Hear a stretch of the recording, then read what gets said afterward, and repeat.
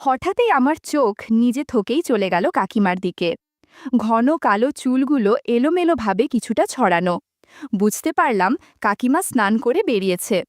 আগে কখনো কাকিমাকে এত সুন্দর লাগেনি। কাকিমা আজ গামছা পরে নাও, প্রতিদিন একভাবে আর ভালো লাগে না। ঝড় বৃষ্টির মধ্যে যা হলো তা কোনো দিন ভুলব না। আমি দীপ, ইন্টার সেকেন্ড ইয়ারে পড়ি। স্যারের কাছে যাচ্ছি পড়তে। আজ খুব জোরে হাঁটছিলাম মনে হয়। স্যার পড়ান এক বন্ধুর বাড়িতে, যেটা স্কুলের কাছেই মাত্র 10 মিনিট দূরে। আমার বন্ধুর ডাকনাম কুণ্ডু। ওদের বাড়ি পৌঁছতেই নিচে দরজাটা পেরোলে একটা লম্বা লন পড়ে। সেটা পেরিয়ে কোনায় একটা সিঁড়ি। সিঁড়ি দিয়ে দোতলায় উঠলাম ধীরে ধীরে। সিঁড়ির ধারেই বাথরুম ওদের। ঘরের কাছে যেতেই কুণ্ডুর মায়ের সাথে দেখা। খেলা করলাম কুণ্ডুর মা। শাড়ি, পেটিকোট আর একটা টাইট ব্লাউজ পরেছে। ব্লাউজ দেখে মনে হলো বিয়ের আগের, কেননা অনেক টাইট ছিল। বিয়ের পর কুণ্ডুর মার স্বাস্থ্য ভালো হওয়ার কারণে এরকম হয়েছে। সবই কাকাবাবুর আশীর্বাদের ফল, যা কুণ্ডুর মাকে দেখলেই বোঝা যায়। এসব খেয়াল করতে করতে দেখি কুণ্ডুর মা আমার দিকে তাকিয়ে আছে। ওর মা হেসে বলল, দীপ, তুই খাটে বস, স্যার এক্ষুনি চলে আসবে। আমি লজ্জায় চোখ নামিয়ে খাটে গিয়ে খাটে বসলাম। কুণ্ডুর মায়ের বয়স ৩৮ বছরের মতো হবে। খুব ফর্সা, ধপধপে সাদা, কোমল ত্বক, বেশ কর্মঠ মহিলা। দেখতে খুব মিষ্টি, ঘরোয়া বউ বউ লাগে। আমি রোজ পড়তে গিয়ে ওর মাকে দেখতাম। শুধু আমি না, বাকি বন্ধুরাও কুণ্ডুর মাকে পছন্দ করে। একদিন স্যার পড়ানোর পর আমি সিঁড়ির সামনে এসে জুতো পরছি। পাশেই বাথরুমে কুণ্ডুর মা স্নান করছিলেন। গরমকাল, সবই সকালে আর বিকালে দুবার স্নান করে। আমার বেরোনোর শব্দ পেয়ে ওর মা বাথরুমের থেকে আমায় দাঁড়াতে বললেন। তাই আমি আর জুতা পরলাম না। একটু দাঁড়িয়ে তারপর আবার জুত পরতে শুরু করলাম। হঠাৎ ওর মা বাথরুম থেকে বেরিয়ে আমার সামনে দাঁড়ালেন। আমি নিচু হয়ে জুত পরতে পরতে মাথা তুলে তাকালাম। আমার চোখ আটকে গেল শাড়ি পরে থাকা কুণ্ডুর মায়ের দিকে। এক ঝলক দেখেই আমি লজ্জা পেয়ে মাথা নিচু করে আবার জুতোর দড়ি পরতে থাকলাম। ওর মা আমায় জিজ্ঞাসা করল, স্যার কেমন পড়াচ্ছে? আমি লজ্জায় ওর মার মুখের দিকে তাকিয়ে বললাম, স্যার তো ভালোই পড়াচ্ছেন কাকিমা। ওর মা পড়ার ব্যাপারে জিজ্ঞাসা করতে থাকলো, আর আমি তার দিকে তাকিয়ে উত্তর দিচ্ছিলাম। মাঝে মধ্যে এদিক ওদিক তাকাচ্ছিলাম, কিছু দেখার উদ্দেশ্যে। ওর মা কি বলছিল সেদিকে মনেই ছিল না আমার। আমি শুধু তাকেই দেখে যাচ্ছি। কেমন যেন একটা কামনা অনুভূতি হচ্ছিল। হালকা হাওয়ায় শাড়ির আঁচলটা দুলছে আগে পিছে। হঠাৎ আচমকা কাকিমার ডাকে আমার হুঁশ ফিরল। খেয়াল করলাম কাকিমা বলছে, কিরে, কি দেখছিস ওইভাবে তাকিয়ে? আমি মাথা নেড়ে বললাম, না না কাকিমা, কিছু না। কি জিজ্ঞাসা করছিলেন আপনি? ওর মা, বড্ড অন্যমনস্ক তুই, তখন থেকে তাকিয়ে দেখেই যাচ্ছিস আমার দিকে। আমি আর কথা না বাড়িয়ে সিঁড়ি থেকে নেমে গেলাম। বাড়ি গিয়ে স্নান করে নিলাম, আর কিছু শ্যাম্পু ফেললাম টয়লেটে। কিছু দিনের জন্য আমার পড়াশোনা, ঘুম সব মাথায় উঠল। কিছুতে মন বসত না। সারাক্ষণ শুধু কাকিমার কথা মনে পড়ে। আর অদ্ভুত সব চিন্তা ঘুরপাক খায়। কিছুদিন পরেই আরও এক ঘটনা।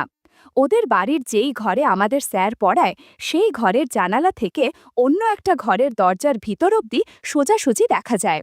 সেরকমই একদিন স্যার পড়াচ্ছেন। আমি অন্য বারবার জানালার দিকে তাকাচ্ছিলাম, যাতে কাকিমার দর্শন পায়। হঠাৎই আমার চোখ নিজে থকেই চলে গেল জানালার দিকে। চোখে পড়ল কাকিমার দিকে। ঘন কালো চুলগুলো পিঠের ওপর এলোমেলোভাবে কিছুটা ছড়ানো। বুঝতে পারলাম কাকিমা স্নান করে বেরিয়েছে, ঘরেই ঢুকতে যাচ্ছে। ঘরে ঢুকে দরজার কাছে গিয়ে দরজাটা বন্ধ করে দিল। এক মুহূর্তের জন্য আমি অন্য জগতে হারিয়ে গেলাম। আমার পুরো জীবনটা আমি সার্থক মনে করছিলাম। এমন সময় সোজা জানালার দিকে তাকালেন, আর আমার চোখে চোখ পড়ে গেল কাকিমার। কাকিমার ওই রকম অবস্থায় আমি তাকিয়ে দেখছি দেখে কাকিমার স্বস্তিতে পড়ে গেল, আর দ্রুত দরজা বন্ধ করে দিল। ততক্ষণে আমার পড়াশোনায় আর মন বসছে না। সেই দিনের পর থেকে মনে হতে থাকলো, হয়তো কাকিমার সাথে বন্ধুত্ব করা দরকার। এই সুযোগে যদি গল্প করা যায় তাহলে তো ভালোই হবে। যেদিনই পড়তে যেতাম কাকিমার সাথে কথা বলার সুযোগ খুঁজতাম, কিন্তু ওরকম একা কাকিমার সাথে কথা বলার সুযোগ হয়ে উঠছিল না। আমি একটা বুদ্ধি বের করলাম। কুণ্ডুর বাড়িতে কখন অন্য স্যার পড়ান সেটা জিজ্ঞাসা করলাম। মনে মনে ভাবলাম, স্যার পড়ালে কাকিমা অন্য ঘরে একাই থাকবে, আর দিনের বেলা কাকিমার স্বামী মানে কাকাবাবুও থাকবে না। কিছুটা ভয় করছিল, কিন্তু ভাবলাম যা হবে দেখা যাবে। একদিন দুপুরে চলে গেলাম ওদের বাড়ি। যে ঘরে আমরা পড়ি সেই ঘরে যথারীতি অন্য স্যার পড়াচ্ছিল। আমি এরকম একটা ভাব করলাম যে আমি জানতাম না যে আজ আমাদের স্যার পড়াবেন না। পাশের ঘর থেকে কাকিমা বেরিয়ে এলো। কাকিমাকে বললাম, আমি ভুলে গেছিলাম যে আজ পড়া নেই। কাকিমা আমার দিকে তির্যক দৃষ্টিতে তাকালো। আমি বললাম, ঠিক আছে, তাহলে আমি বাড়ি যাই। এমন সময় কাকিমা আমার হাতটা ধরে বলল, এত রোদে এলি, একটু যাস না, একটু বিশ্রাম করে যা, আয় এই ঘরে এসে বস। মনে মনে একটু খুশি হলাম, কারণ আমার প্ল্যান কাজ করেছে। ঠিক যেটা চেয়েছিলাম সেটাই হলো। কাকিমাকে একা পাচ্ছিলাম না যে কথা বলবো, আজ পেলাম। আজ আমি আর কাকিমা একই ঘরে দুজনে বসে আছি। আজকের দিনেও খুব রোদ উঠেছে, বেশ গরম। কাকিমা একটা স্লিভলেস ব্লাউজ আর একটা হালকা শাড়ি পরেছেন, বেশ আকর্ষণীয় লাগছে। এই গরমে আমি খাটে বসেছিলাম। কাকিমা আমাকে এক গ্লাস ঠান্ডা জল দিল। জলটা হাত বাড়িয়ে দিতেই হাতে কালো চুল দেখতে পেলাম।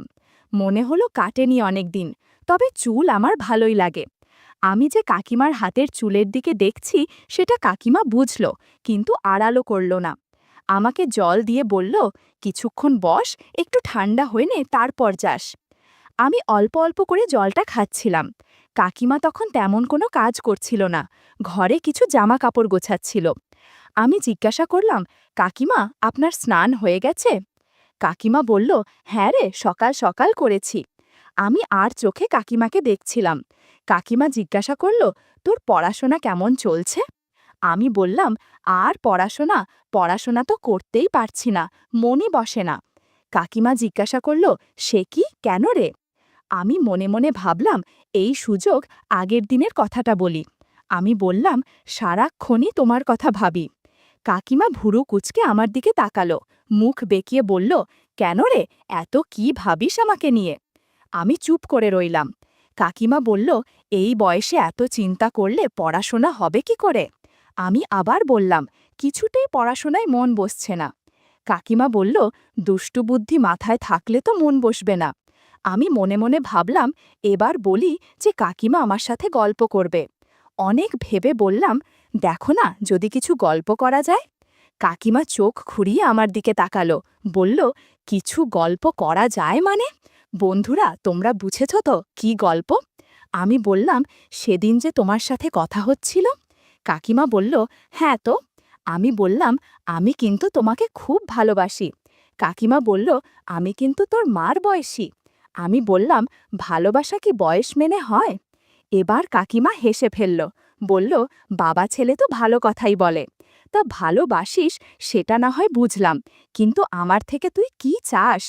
আমি তো সে কথা সোজাসুজি তো বলতে পারবো না, তাই বললাম, কাকিমা, তোমাকে সেবা করতে চাই। কাকিমা আবার হেসে ফেলল, একটু বেশি হাসলে। হাসতে আমার দিকে তাকিয়ে বেশ কিছুক্ষণ কিছু একটা ভাবল, তারপর বলল, সেবা যে করবি তার জন্য তো ধৈর্য লাগে, তুই পারবি নাকি? কথাটা আমার কাছে প্রশ্নের মতো শোনাল। আমি বললাম, কেন পারবো না? তোমার সেবা যত্ন করলে আমার খুব ভালো লাগবে। কাকিমা এক দৃষ্টিতে তাকিয়ে আমার দিকে এগিয়ে এলো। হঠাৎ পিছন ফিরে দরজার দিকে একবার দেখল, দরজাটা কিছুটা খোলা। কাকিমা দরজা বন্ধ করে দিল। আমি মনে মনে ভাবছিলাম, এবার নিশ্চয়ই কাকিমা আমার সাথে গল্প করবে। এই মুহূর্তর জন্যই আমি এতদিন অপেক্ষা করছিলাম। কাকিমা আমাকে বলল, ঠিক আছে, গল্প করি, তবে জাদুর লাঠি নিয়ে গল্প করতে হবে।